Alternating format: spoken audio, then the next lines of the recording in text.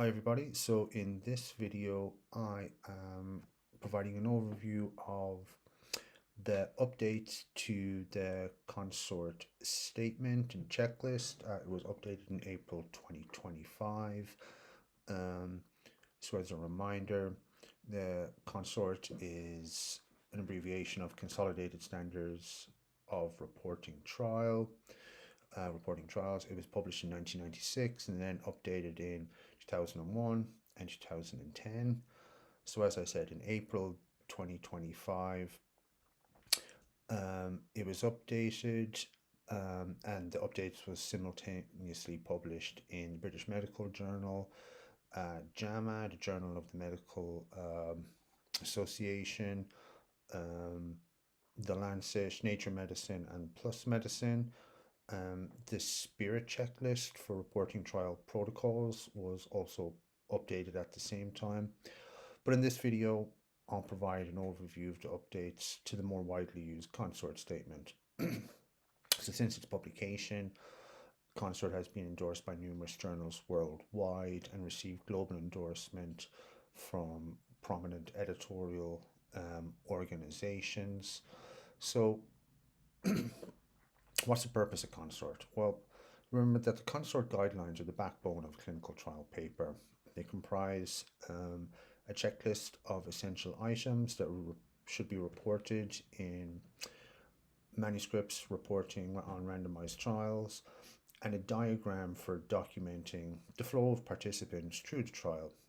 So essentially, the checklist informs medical writers and authors on what information should be included in what section of a paper.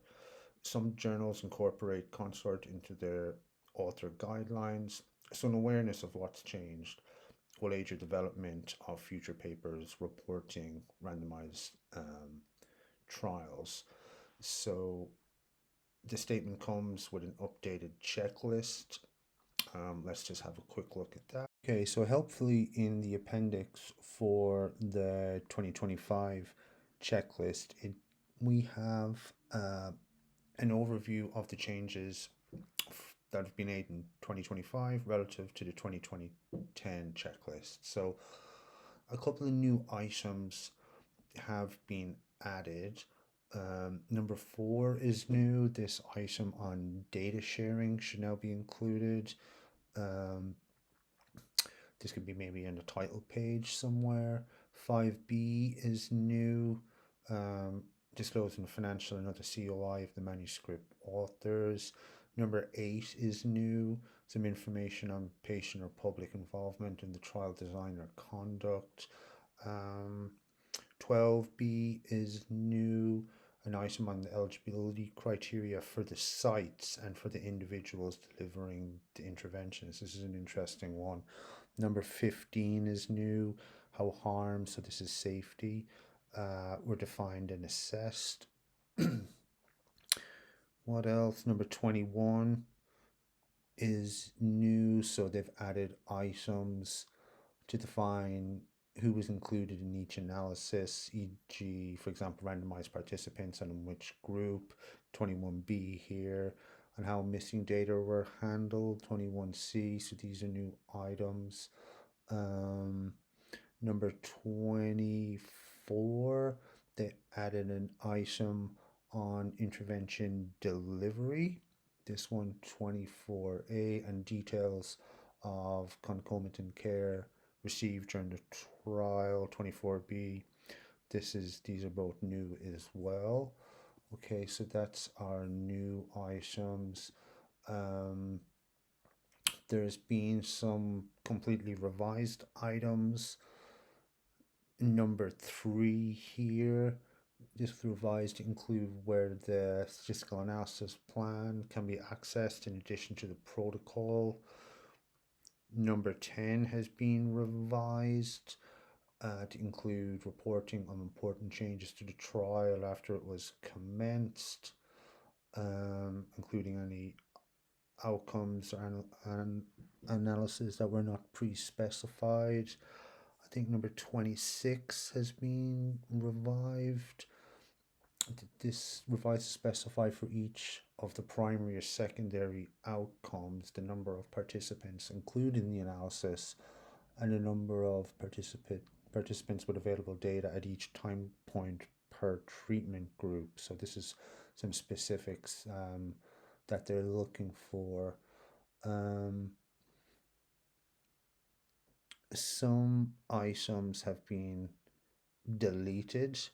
This point here in the 2010 statement on the generalizability of the findings, which is now incorporated under trial limitations here. So there's no longer a separate point on this.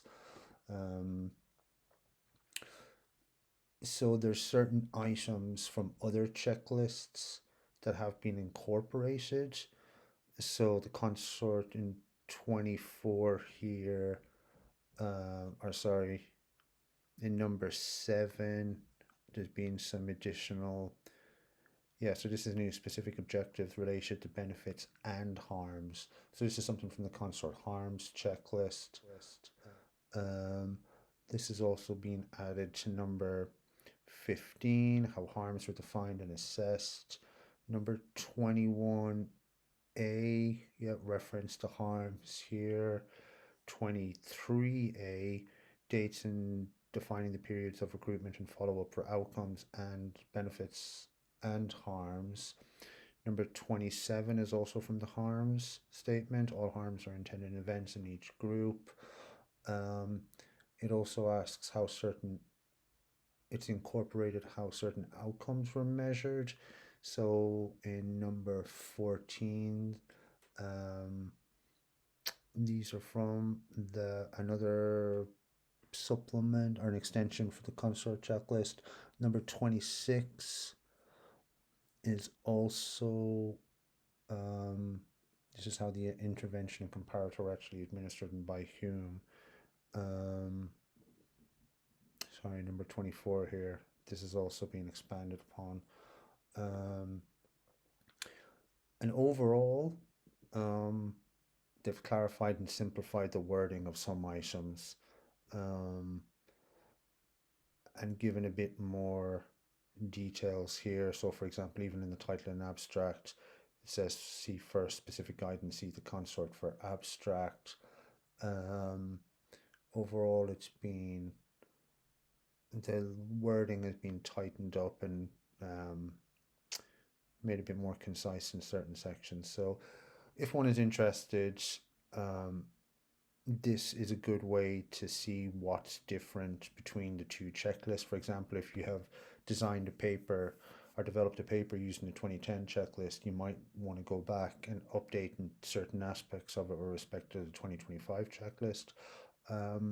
Notably on this harms section, so in the introduction, specify objectives related to benefits and harms. That's something that may not be included in a manuscript if you're currently working on it. So yeah, definitely check this out.